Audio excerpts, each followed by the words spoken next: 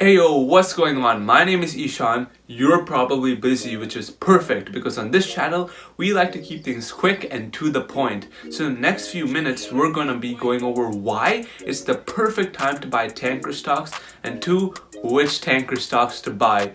So let's do it. Time to clock in. So while I don't own any tanker stocks as of now, I've had a bullish sentiment towards them. But recent news and events have finally made me consider actually buying them. And these events and news is something I'm actually shocked that no other YouTuber has even talked about on this platform. And that news is war. That's right, war between India and China. Firstly, both countries import a ton of oil, with India importing over 83% of their oil and China, well, they're the largest importer of oil in the world. In fact, recently, they imported over 100 million barrels of oil. So taking a quick look at the charts, we can see in a study from Oxford, so this is big brain stuff, that Indian oil consumption surged in the 70s, especially during the Indo-Pakistan War.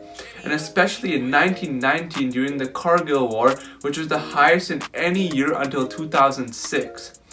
As for China, well, during the Sino-Vietnamese War during 1979, you can clearly see a peak in oil demand during that time. So it's obvious that both countries saw a surge in oil during wartime, and it's a given fact that anytime you have a war, well, you need oil. How else are you going to power all those planes and tanks and machines? So it's certainly clear that both countries, first of all, they import a ton of oil. A war means even more oil and even more business for tanker stocks. Anyway, so now that it's clear that a war would cause a surge in oil demand and that tanker stocks have significantly pulled back, what tanker stocks to buy? That is the big question here. So your boy did some research and there are two tanker stocks that especially caught my eye. But a quick disclaimer, honestly, any tanker company that does business with either India or China will see a huge benefit and huge amount of business due to a war. So the two stocks are Euronav and Nordic American Tankers. So China imports over 55% of their oil from Saudi Arabia, and India a vast majority of their oil from there as well.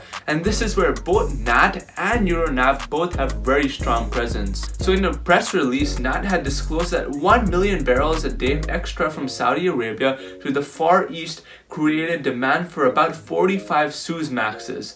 And so Far East means, well, China. And then they went on to say that this would benefit them. So you can bet that a war would cause a surge in demand from NAT and their tankers and a whole lot of money. In fact, a few quarters ago, NAT's CEO was talking about how they were doing increased business in countries like China and Malaysia in the Far East and how they see China as the big winner in the political landscape. So this tells me that NAT, they're pretty smart. They understand that China, they're the powerhouse. China is where it's at and they will continue to benefit, especially if a war happens. They've already shifted much of their business to be doing business with China. And so that just means they're going to continue to benefit and continue to rake in a ton of money.